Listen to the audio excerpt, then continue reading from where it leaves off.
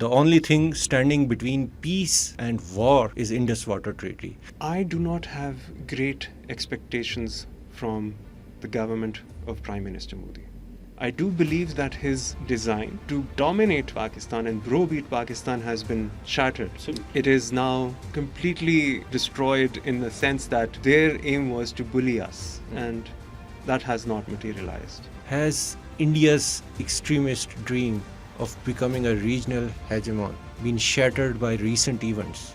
Will this force India now to sit at negotiating table? India, in my view, has no option. It can either abide by the canons of international law and present itself as a responsible state, or it can choose to act like a rogue state.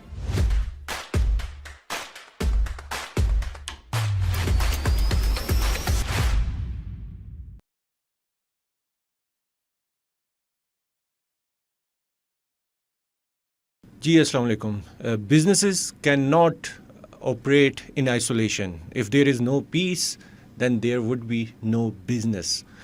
Pestern analysis में जो बुनियादी indicator है किसी भी industry को analyse करने का external risk factors पे, तो वो पीस है. The P is for political, the P is for piece. आपने देखा रिसेंट कॉन्फ्लिक्ट में हमारे इस पूरे खित्ते के बिजनेसेस बैडली डैमेज हुए. स्टॉक मार्केट्स अगर आप देखें तो मंदी का शिकार रही हैं, और जो ही पीस वापस आता है तो स्टॉक मार्केट, अगर पाकिस्तान की बात करें तो उसके 9% प्लस इंडेक्स अबव जाता है. लेकिन फॉरेन मिनिस्टर ऑफ पाकिस्तान कह रहे हैं कि the unilateral suspension of Indus water treaty is an act of war. तो अगर वार रहेगी और एक्ट ऑफ वार रहेगा तो the only thing standing between piece and war is Indus water treaty. तो इसलिए आज की स्पेशल एपिसोड है, और इस पर डायरेक्टली हम अपने गेस्ट के पास जाएंगे, मिस्टर उस्मान पिराचा, जो कि इंटरनेशनल अवार्ड विनिंग लॉयर हैं, बोथ से इंटरनेशनल फोरम्स में निगोसिएशंस को लीड करते रहे हैं पाकिस्तान की साइड से भी. तो उनसे डायरेक्टली हम पूछेंगे ये मैटर कितना सीरियस है. अस्सलाम वालेकुम सर. जी वालेकुम अस्सलाम साहब. कितना सीरियस है ये मैटर सर? यार मेरे ख्याल में कि हमारी जनरेशन में शायद इससे ज़्यादा सीरियस कोई लम्हा नहीं आया, और पाकिस्तान की तारीख़ में ऐसे बेशक मराहिल आए हैं जहाँ पे कौम और हमारी एक शनाख्त के ऊपर किसी ने हमला किया या हमारे इत्तेहाद के ऊपर किसी ने हमला किया, लेकिन इस बार जो ये किया गया है ये हमारी जनरेशन में एटलीस्ट पहले कभी नहीं हुआ, और ये मसला बहुत संगीन है. बहुत शुक्रिया मुझे दावत देने का. I wish कि we would have been meeting in better circumstances, but it is always a pleasure to be here and the forum that you provide to share views. Thank you. नहीं, क्या वजह है? मतलब पहले थोड़ा ये बताएं कि पाकिस्तान के अपने वाटर क्राइसिस हैं. Pakistan is rank 14th on water starved countries में और ग्लोबली, और उसके ऊपर अब ये एक मसला आ जाना, और ड्यूरिंग दिस वॉर टाइम क्या इसको आप डीपली अगर आप एनालाइज थोड़ा करके बताएंगे, इंडस वाटर ट्रीटी क्या है, इसके नुकसान अगर ये सस्पेंड होता है तो क्या हो सकते हैं? साथ इसको आप इस तरह से देखें. अगर मैं आपको आज से 1 महीना पहले ले जाऊं, आई टेक यू टू मार्च, जब सब ठीक था, ठीक है, उस वक्त के हिसाब से भी अगर हम देखें तो मार्च ऑफ दिस ईयर अगर मैं आपसे ये बात करता कि अगले 50 सालों में दरियाए सिंध खुश्क हो जाएगा, यानी 2075 में हमारे मुल्क का 80 से 90% पानी जो दरियाए सिंध इंडस वाटर से आता है वो खुश्क हो जाएगा, तो आप मुझसे ये कहते हैं कि हमें इसके ऊपर फ़ौरन कोई ऐसे स्टेप्स लेने पड़ेंगे या कोई ऐसा मरहला शुरू करना पड़ेगा जिससे हम इस मसले से अपने आप को बचा सकें एज ए नेशन. अब वो जो संगीन मसला बनता है 50 साल में, उसकी शुरुआत अभी नहीं तो अगले 2-3 सालों में शुरू हो जाती है. یہ ایک ایسا مسئلہ نہیں ہے جو ایک ساتھ 50 سال میں ہمیں 2075 میں ہٹ کرے گا. کلائمیٹ چینج کی وجہ سے پاکستان کے جو گلیشیئرز ہیں ہمارے ناردرن ریجنز میں، اس کا پانی یا اس کی جو برف پگھلنے کا جو ریٹ ہے وہ بہت تیزی سے بڑھ رہا ہے. وہ پانی سیلاب کی شکل میں ہمارے ملک کو نقصان پہنچاتا ہے اور پھر ضائع ہو جاتا ہے. یہ جو پانی جو ہمارے ملک کو سسٹین کرتا ہے، ہماری آدھی کے قریب جو ورک فورس ہے، ہماری کوارٹر اباؤٹ 25% جو جی ڈی پی ہے، اور ہمارا ایک جو فیڈ جو ہم اپنی قوم کو کرتے ہیں، جس سے ہم اپنے آپ کو پال رہے ہیں، وہ جو ہمارا فیبرک ہے وہ بھی اس پہ ڈپینڈنٹ ہے. ٹھیک ہے نا؟ ٹھیک ہے. تو یہ ایک مسئلہ سنگین تھا ان تمام چیزوں کے ہونے سے پہلے جو پچھلے 2-3 ہفتوں میں ہوئی ہیں. اور وہاں سے اگر ہم دیکھیں تو ہمیں یہ بات ٹھیک طرح سمجھ آنا شروع ہوئے گی کہ انڈیا کو کیوں یہ درکار ہے کہ اس واٹر ٹریٹی سے وہ اپنی ذمہ داریاں توڑ کر الگ ہو جائے. اور میں نے آپ کو پہلے ہی بتا دیا کہ پانی کی قلت ہمارے ملک میں ہونے جا رہی ہے. اس کے اوپر اگر ہندوستان اپنی مرضی سے کہیں پانی کا رخ بدلنے کی کوشش کرے، یا کہیں پانی کے آنے اور اس کی مقدار کے اوپر جو رپورٹس ہم سے وہ شیئر کرتے ہیں اس کے اوپر بھی اگر وہ کوآپریشن یا ہمارے ساتھ جو ایک معاہدہ ہے، اس معاہدے کے تحت جو ہمارے ساتھ وہ کام کر رہے ہیں اس پہ وہ اپنی ذمہ داریاں پوری نہ کریں، تو پاکستان کے جو فی الحال پانی سے منسلک جو مسائل ہیں وہ اور سنگین ہو جاتے ہیں. صحیح. Let's go a but deep into this. میں نے جو اسٹڈی کیا اس میں یہ چیز سامنے آئی کہ جو انڈس واٹر ٹریٹی اور اس سے اس کا جو ڈیزائن ہے کہ ویسٹرن 3 ریورز پاکستان کے ہو جائیں، ایسٹرن 3 انڈیا کے ہو جائیں، یہ ڈیزائن سم ہاؤ انڈیا کا اپنا پلان تھا. اور ورلڈ بینک نے جب اس پہ کام کیا اور انہوں نے وہ ڈیزائن ہمیں دیا تو we were reluctant to sign this treaty, but we did. India اپنے ہی ڈیزائن ایک ٹریٹی کو خاطر میں نہیں لا رہا. اس کی وجوہات کیا واقعی یہ ہیں کہ ان کو پانی کی قلت ہے، یا وہ اس کو ایک ٹول آف وار کے طور پہ استعمال کرنا چاہ رہا ہے؟ دیکھیے، میں اس بات سے اگری نہیں کروں گا کہ یہ ٹریٹی جب کی گئی تھی اس میں دونوں پارٹیوں کو کوئی نہ کوئی شکایت نہیں تھی. لیکن بات یہ ہے کہ بالآخر ٹریٹی ہو گئی. اگر آپ ہندوستان سے پوچھتے ہیں تو ہندوستان کہتا ہے کہ ہمیں 1960 میں یہ ٹریٹی جب سائن ہوئی تھی تو انڈیا کا پوزیشن یہ ہے کہ ہم پہ بہت بوجھ ڈالا گیا، کہ ہم اس وقت ایک غریب ملک تھے اور ہم پہ وہ بوجھ ڈالا گیا اور ہم سے پھر ورلڈ بینک نے یہ ٹریٹی سائن کروائی. ہمارا ایک اور ویو ہے. لیکن بالآخر چاہے بات جو بھی ہو، ایک ٹریٹی سائن ہوئی اور اس ٹریٹی کو ہمیں ان دونوں ممالک نے رسپیکٹ کیا. 1960 سے اب تک بیچ میں جو جنگیں ہوئیں، کوئی ایسے امتحان آئے، ٹریٹی قائم رہی. اب ہوا کچھ ایسے ہے کہ ہندوستان کو یہ اندازہ ہونا شروع ہوا 2000، تھوڑا سا اگر میں ٹریٹی کے سٹرکچر پہ آپ کی توجہ لے کے آؤں، کہ اس ٹریٹی کے اندر جب اختلاف کوئی پیدا ہونا تھا اور دونوں پارٹیوں میں کوئی اختلاف آتا تو ٹریٹی نے اس اختلاف کو حل کرنے کے لیے کیا منصوبہ بنایا تھا. ٹھیک ہے. وہ تھا جس کو ہم کہتے ہیں انڈس واٹرز کمیشن. ٹھیک ہے. تو انڈس واٹرز کمیشن کی میٹنگز ہونی تھیں، اور ان میٹنگز کا جو ایم تھا وہ یہ تھا کہ اگر کوئی ان دونوں پارٹیز کے بیچ میں کوئی اختلاف ہو تو یہ بات ایک کمیشن میں آ کر دونوں پارٹیاں ڈسکس کر کے اس کا حل نکال لیں. ٹھیک ہے. اگر کمیشن اس کا حل نہیں نکالتا تو پھر اس کے بعد ہم اس کو ایک نیوٹرل ایکسپرٹ کے پاس بھی لے کے جا سکتے ہیں یا پرماننٹ کورٹ آف آربیٹریشن میں بھی لے کے جا سکتے ہیں. ٹھیک ہے. بات یہ ہے کہ ہندوستان نے 2015 یا 16 کا وقت ہوگا یہ، جب انہوں نے نیت یہ کر ہی لی تھی کہ اب ہم نے اس ٹریٹی سے کسی نہ کسی طرح نکلنا ہے. اب وہ چیزیں ہمیں کلیئر ہونا شروع ہو گئی. مودی جب پرائم منسٹر بنا تو انہوں نے یہ کہا کہ بلڈ اینڈ واٹر کی ناٹ فلو ٹوگیدر، اور یہ انہوں نے 2015 میں کہہ دیا تھا. ٹھیک ہے.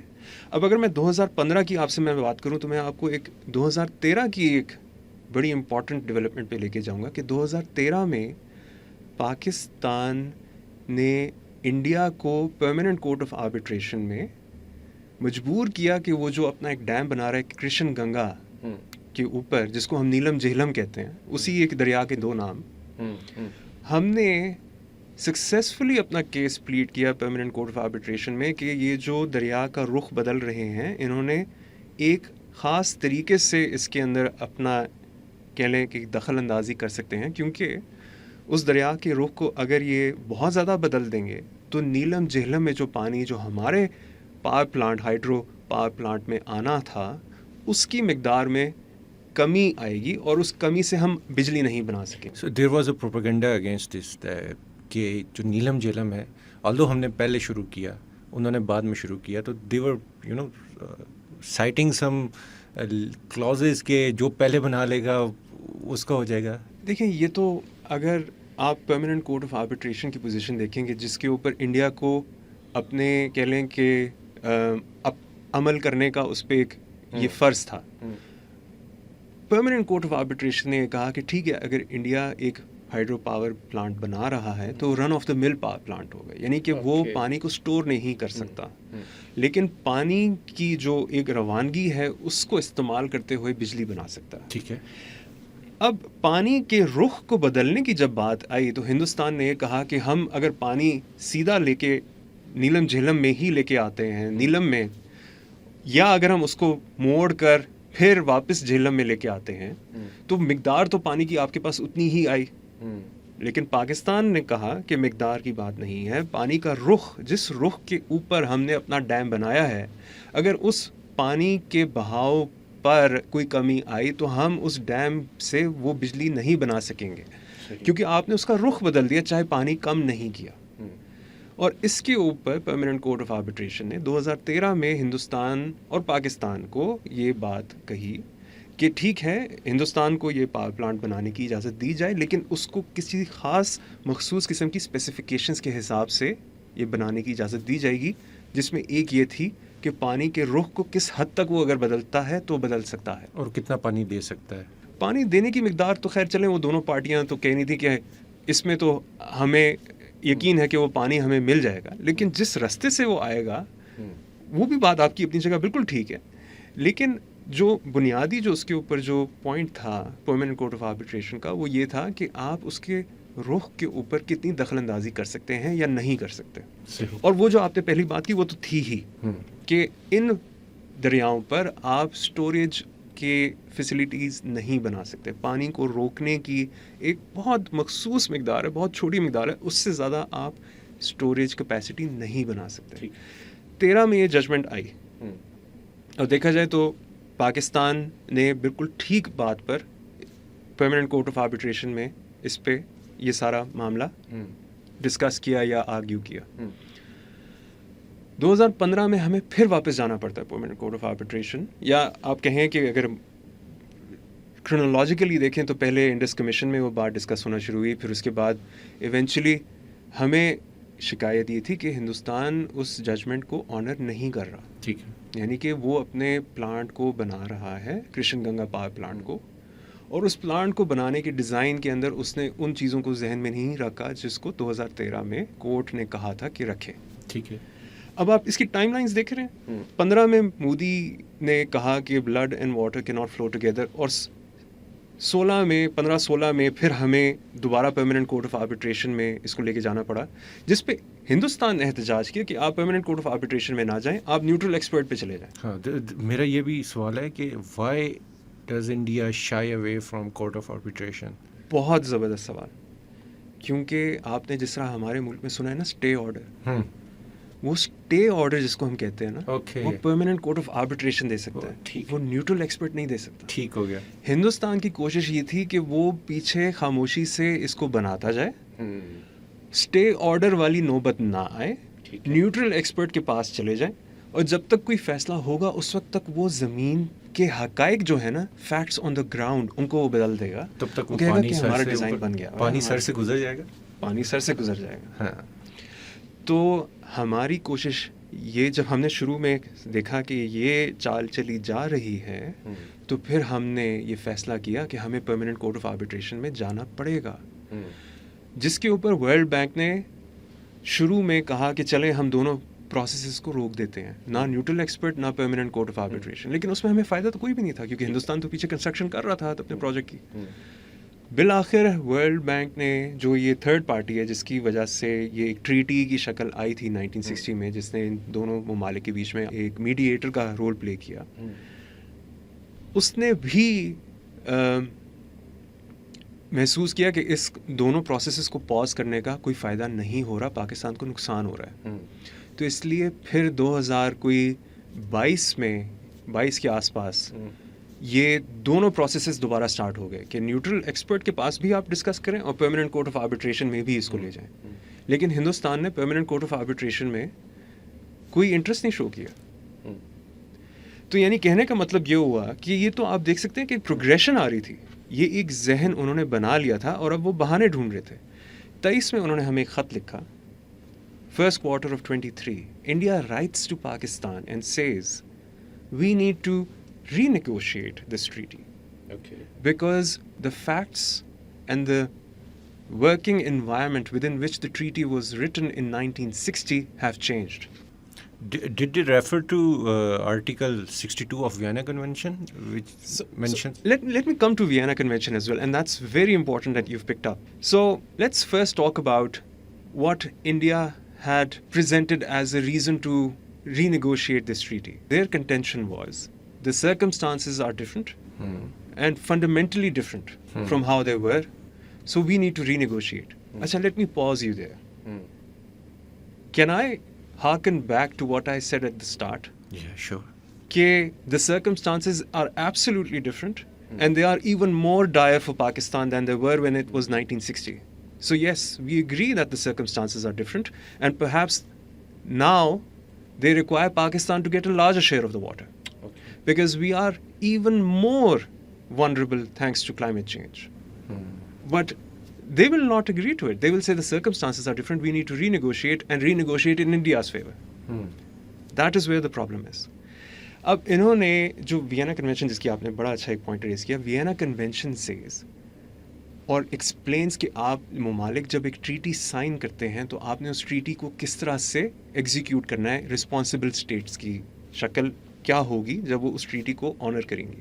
تو ہندوستان یہ کہہ رہے ہیں کہ ہم نے اس کو معطل نہیں کیا, ہم نے اس کو تعطل کیا ہے, ابینس میں کیا رکھا ہے.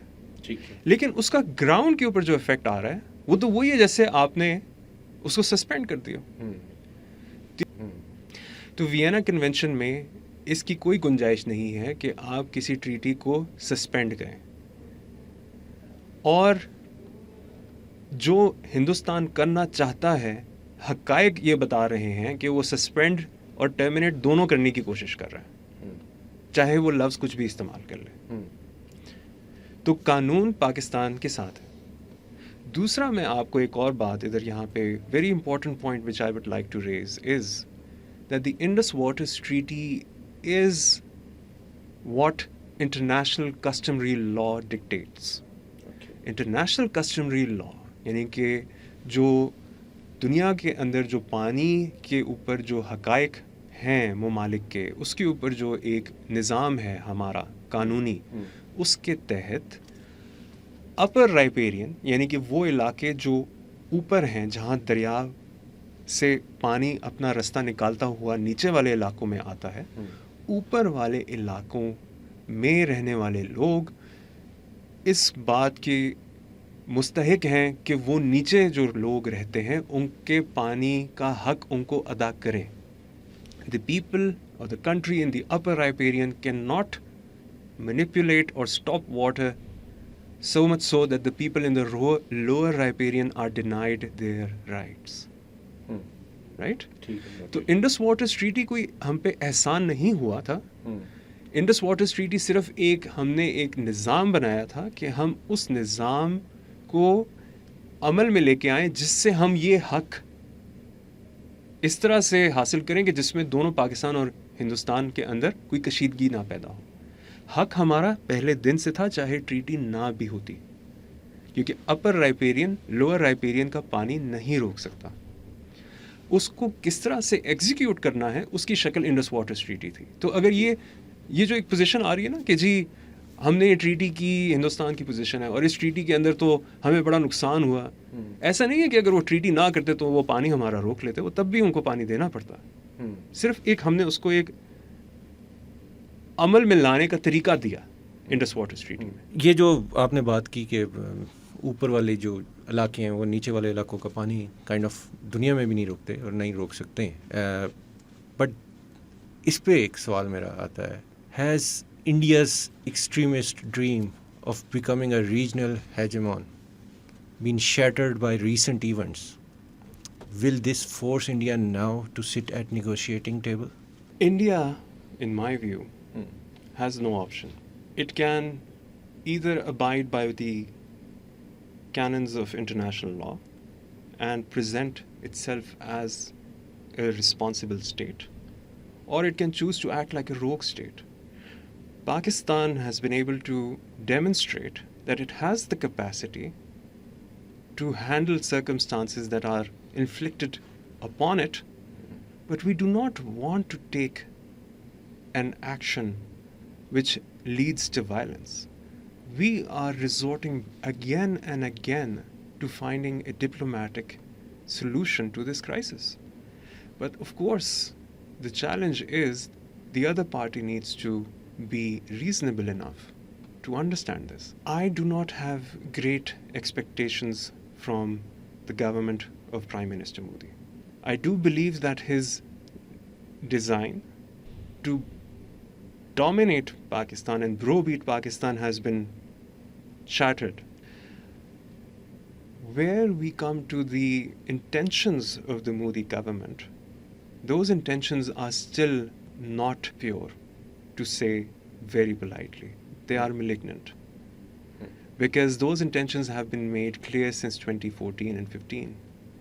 And repeatedly, Pakistan has been opting the route of either negotiation or choosing a solution that could be satisfactory to both parties, either going to the Permanent Court of Arbitration or perhaps using both routes, the neutral expert and the Permanent Court of Arbitration.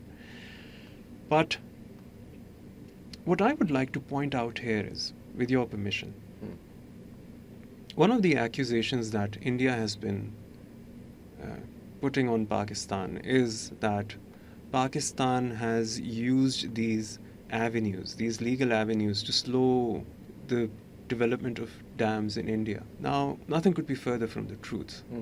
If I take you back to 2013, when the Krishan Ganga project and the judgment of the Permanent Court of Arbitration came, which required India to abide by certain principles on how to manage the water and its flow, with which so as not to divert the flow of water in such a way that would harm Pakistan.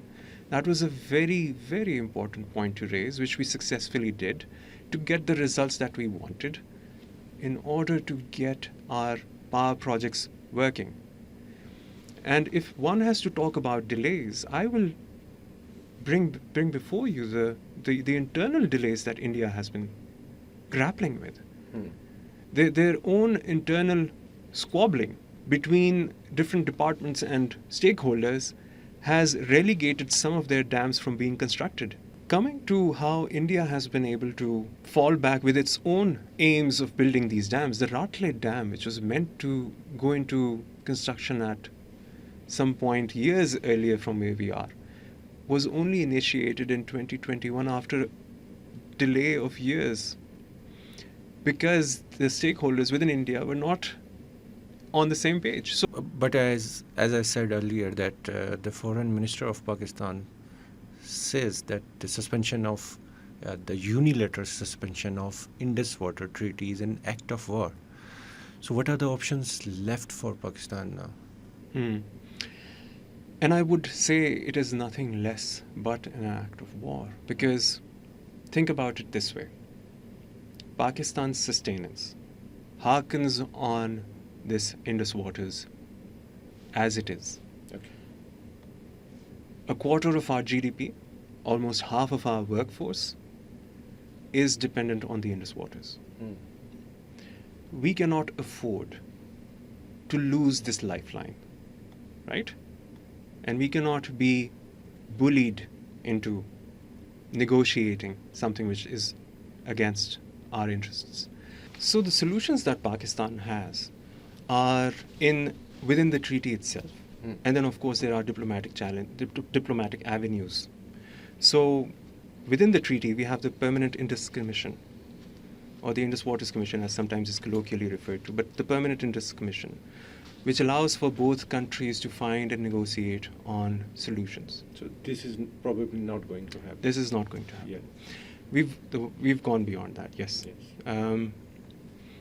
What we need to do is carry out sufficient diplomatic exercise to bring to the United Nations Security Council's attention that what started out as a dispute within the confines of the Indus Waters Treaty is now going to threaten the regional peace of not only Pakistan, India, South Asia, but also further away in other regions and even the globe.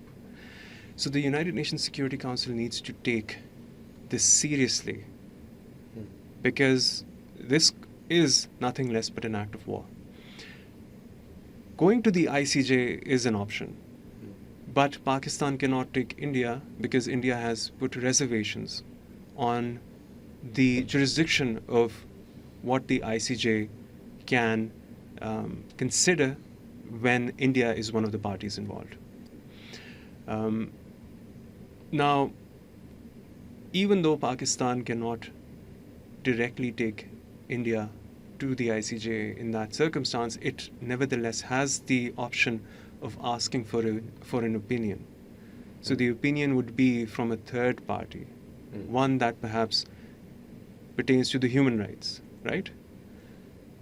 That party as an organization can take the case to the ICJ on Pakistan's behalf and ask the ICJ for its opinion whether it is legal for an upper riparian country to threaten a lower riparian country on the pretext of an accusation, which is the terrorism incident. We have made ourselves available We for have, any we have. investigation. Yes, We repeatedly absolutely. said that. Yeah. Sir, going forward, हम as a business owners या entrepreneurs मुश्किल वक्त से गुजरे, ठीक है, उसका impact आया, जैसे हमने शुरू में बात भी की.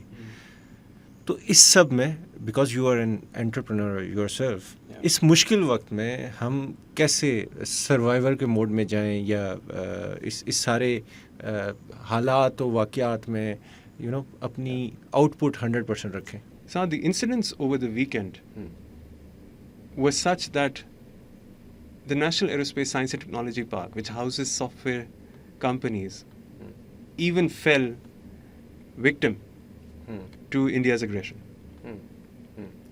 Their aim of taking out targets was so absurd that even offices in the National Aerospace Science and Technology Park were affected, which houses entrepreneurs like me. And if we don't have an office and we are being threatened by a neighbor 3 times our size that is burning buildings down, we carry on. We are resilient. We are entrepreneurs. It's fine. We'll carry on working from home, which is what we did. The very same weekend that this happened and our offices were affected, our work carried on. Because of the resilience that we have as a nation, and which translates into us as individuals, and then when we work as teams. So my message is work even harder and build something even better and use this as fuel to show to the world that the entrepreneurs from Pakistan are of a different grit. I think this is the right time to, end our podcast here.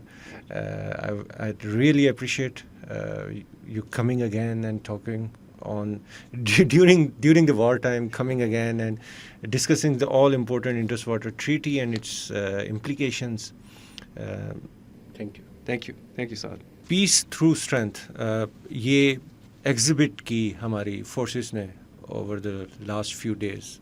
اور اگر آپ سوچیں کہ we as a nation کیا کر سکتے ہیں, تو جو بھی ہم نے بات کی کہ وی نیڈ ٹو گیو اور 100%. Peace through strength, peace through the development, peace through the stronger economy. اور اس سب میں ظاہری بات ہے ہمارا رول ہے, تو ہمیں اپنا رول پلے کرنے کی ضرورت ہے, کولیبریشنس اسٹرانگ کرنے کی ضرورت ہے, اور پوری نیشن کو یا پوری کنٹری کو 4 ڈفرینٹ لیولس پہ ہارمنی کریٹ کرنے کی ضرورت ہے. وہ انڈیویجول لیول ہے, وہ سوشل لیول ہے, وہ آرگنائزیشنل لیول ہے, اور وہ اسٹیٹ کا لیول ہے. تو state needs to provide us with the strategic vision and we need to follow that. کیسا لگا پروگرام کمنٹ میں ضرور بتائیے گا. اپنا خیال رکھیں. اللہ حافظ.